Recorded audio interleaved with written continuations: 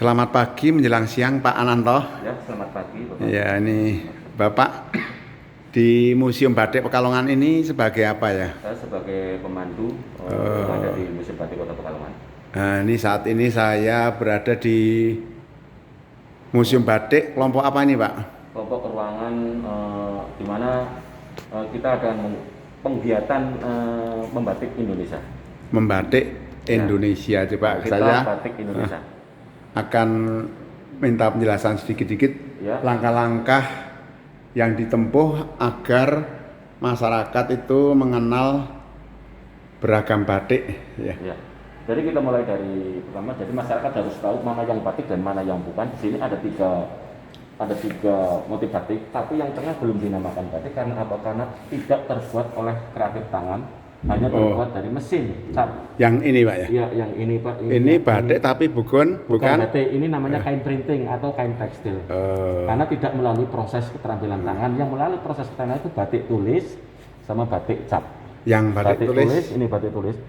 Perbedaannya apa? Batik tulis itu selalu berbeda-beda karena besar kecilnya itu tetap ada perbedaannya karena tulisan tangan beda sama kain printing. Itu semuanya hampir lebih rapih. Nah, dengan dibandingkan dengan batik cap. Nah, ini batik ini cap cap manual ibaratnya seperti itu. Nah, ini ada kain-kain yang untuk bisa dibatik kecuali kain sintetis yang tidak bisa dibatik. Namanya apa ini calon untuk dibatik itu? Nah, ada kain Oxford, ada Paris, ada kain Ruby, ada kain Paris, ada kain santung, ada kain viskos, ada kain sutra juga ada. Oh, yang kain sutra yang ini. Ya, ini yang sutra. Sutra, kain viskos, kain santung, kain katun, Paris, Dobi, Primis dan kain Oxford. Ini bahan untuk dibatik. Untuk yang bisa dibatik. Nah, di sini juga ada alat peraga untuk membatik. Salah satunya itu ada canting. Canting juga ada ukurannya, Pak. Di sini ada ukuran canting dari 0 sampai ke ukuran tutup, tinggal tergantung media polanya. Ketika media polanya itu yang kecil-kecil, itu berarti memakai motif canting yang ukuran 0. Nah, sedangkan yang ukuran besar seperti ini adalah alat untuk memopok atau ngeblok ya, supaya mempercepat. Memopok atau ngeblok itu menutup bagian warna tertentu. Oh iya. Yang warnanya sama? Ya. Atau beda? Ya, walaupun beda warna nggak apa-apa. Ya? Karena kalau ketika sudah ditutup, itu nanti akan tidak masuk dengan warna lain, tidak akan kemasukan warna lain. Jadi ini senjata utamanya canting. Iya, senjata utamanya canting itu yang ini. Sebagai ballpoint ya? Iya, sebagai ballpoint. Istilahnya itu seperti itu. Nah, ini malam. Malam juga ada kegunaannya sendiri-sendiri. Ada malam tulis, ada malam cap, ada malam untuk mopok. Malam cap, ada malam untuk mopok. Nah, dan ini semua bahan-bahan ini semua itu untuk menjadikan malam. Bahan untuk menjadikan malam. Ada lilin segala ya? Ya, ada lilin tawo, ada microwave, ada damar, ada parafin, ada gondorukem. Itu disebut apa? Macam-macam bahan pembuat malam. Lilin atau malam. Iya, Oke, yang tadi canting. Di sini ada yang namanya cap manual atau cap tangan. Ini terbuat dari tembaga. Ada yang dari tembaga, ada yang dari kertas kardus. Ini kertas kardus ya. Ada juga yang dari benang, ada juga yang dari kayu. Benang. Ini yang bagus itu yang cap pakai tembaga. Selain tidak berubah-ubah ya Pak ya? Iya, betul Bapak. Tidak berubah-ubah. Di sini juga ada alat yang untuk mencanting. Alat untuk mencanting atau alat untuk membatik. Alat. Nah, di sini ada wajan, ada canting, ada malam. Nah, ada kompor minyak tanah. Kompornya harus kecil atau bisa besar? Harus kecil Pak. Kalau besar itu biasanya pakainya untuk cap. Memakan tempat juga ya. Kalau kecil itu biasanya itu orang itu mudah untuk mengambilnya dengan wajan yang kecil. Pakunya untuk apa Pak? Paku itu untuk cos-cosan itu ketika ada tetesan malam yang jatuh ke kain. Iya. Nah, itu namanya cos-cosan. Cos-cosan ada. Nah, ini ada yang namanya untuk colet. Colet itu memberi warna bagian tertentu di batik. Pakainya masih pakai bambu. Tradisional ya? Iya, masih tradisional. Nah, di sini juga ada pewarna kimia atau pewarna alami. Yang ini namanya pewarna alami, yang sebelah sana itu warna. Oh, ini pewarna dari Ya. bunga apa ini, Pak? Itu berasal dari tumbuh-tumbuhan atau buah-buahan atau kulit. Oh, ya ini. Ada yang dari secang, ada yang dari jailawe, ada yang dari kayu, tenggiran, ataupun ada yang dari daun indigo vera. Iya, ini yang ini apa? Nah, ini itu namanya yang pakai kimia. Pewarna Pewarna yang pakai kimia. Jadi ketika batik diwarnai dengan kimia itu sudah pasti luntur, Pak.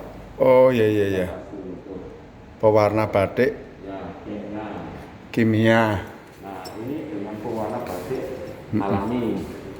Nah, di museum batik ini ada dua motif batik, yaitu motif pesisiran sama motif pedalaman.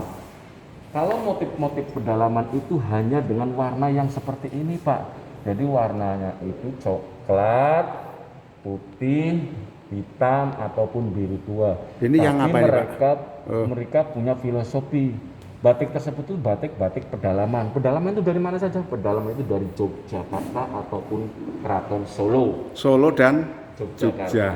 Ini yang namanya apa tadi? Namanya parang rusak.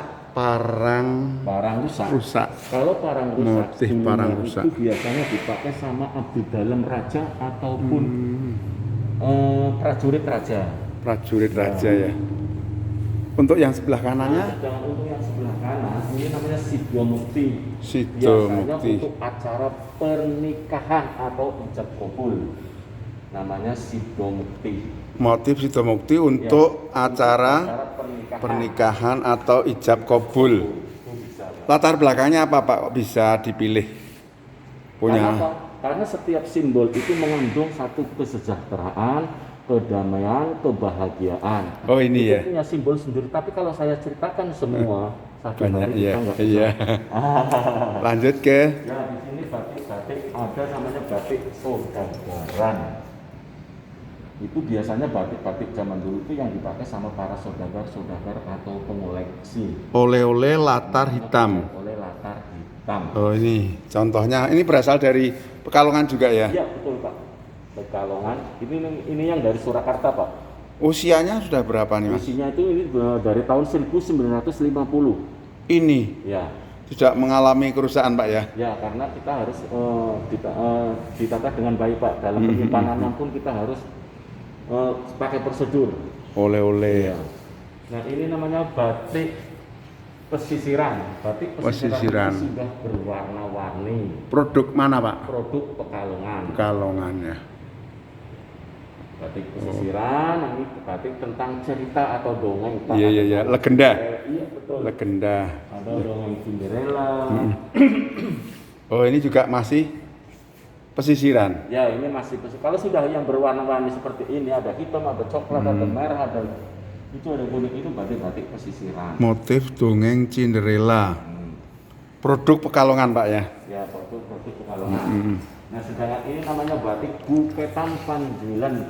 Jadi pengaruh budaya orang Tionghoa sama orang Eropa sama Tionghoa menghasilkan. Biasanya kalau dinamain itu batik encim, kalau orang ngomong itu biasanya dinamakan batik encim. Ciri khasnya apa ya? Ciri khasnya itu ikat bunga dan flora, libatnya flora dan fauna. Oh iya, bunga ya. Ya, itu ciri khas Flora dan bunga. Cina dan Eropa. Karena dari kata buket itu dari bahasa Prancis, Bang. Ini masih pengaruh. Ya, masih banyak pengaruh budaya. Nah, sedangkan yang ini namanya motif jelamprang. Motif jelamprang. Jelamprang itu pengaruh budaya dari India sama Arab. Oh, motif jelamprang. Ya, motif jelamprang ini batik cap. Oh, ini dicap. Ya, ini prosesnya dicap. Nah, kalau jelamprang itu sudah geometris. Nah, di sini ada namanya batik pengaruh dari Islam. Ini motif ayam alas. Rifaiyah. Alam ayam. Buket ayam alas gaya bang biru ijo. Bang biru ijo. Sebenarnya ini dari Batang, Pak. Dari Batang. Ya. Batang Pekalongan. Ya, betul, Pak. Batang Pekalongan. Lanjut. Nah, di sini ada motif namanya jelamprang lagi, kembang cengkeh. Kembang cengkeh. Nah, di Kota Pekalongan juga sampai ada jalannya, jalan jelamprang, di mana di Di- situ banyak produksi batik jelamprang. Dekat Kerapia Pak ya. Betul, batik rakyat. Ini ada namanya batik terang bulan. Jadi batik itu tidak selalu penuh dengan motifnya. Oh iya iya iya. Nanti cara pemakaiannya pun bisa motifnya di bawah sama di samping. Namanya Gaya terang bulan, gaya tidak terang harus penuh bulan. lukisan. Tidak hanya penuh dengan motif batiknya. Mm. Ketika ada motif batiknya di tengah-tengah pun itu seperti bintang-bintang. Ini masih terang bulan. Ya betul Pak, masih terang bulan. Di sini juga masih ada terang bulan, gayanya gaya terang bulan. Gunungan semen. Gunungan semen. Ya. Nah di sini ada lagi yang pengaruh dari Jepang, namanya Oh, Jepang. Jawa Hokokai. Kebaktian rakyat Jawa. Iya, bagian dari paguyuban pada zaman dahulu pada masa peperangan Jepang. 1940-an Ya, dua Pak ya. 40-an. Ketika Jepang menjajah. Jadi kenapa dinamakan namanya? Benar namanya Pagi Sore. Nah ini bunga tanahan gaya Jawa Baru Pak. Jawa Baru. Setelah selesai peperangan. Oh ini setelah merdeka. Kemerdekaan itu namanya Jawa Baru. Tahun 85-an. 85. Ada kebebasan ya untuk Ya, mewujudkan apa? mewujudkan para pembatik. Iya batik berkreasi. Berkreasi. Nah, sudah. Mana lagi? Ini masih. Nah ini batik-batik keraton juga, ada yang dari Surakarta, Semen Romo, ada juga yang dari Pekalongan. Motif semen Romo. Langsung aja nih. Ya, ada yang dari Pekalongan, Ini dari mana nih? Semen Babaran Panjenengan, Panjengan. Pekalongan.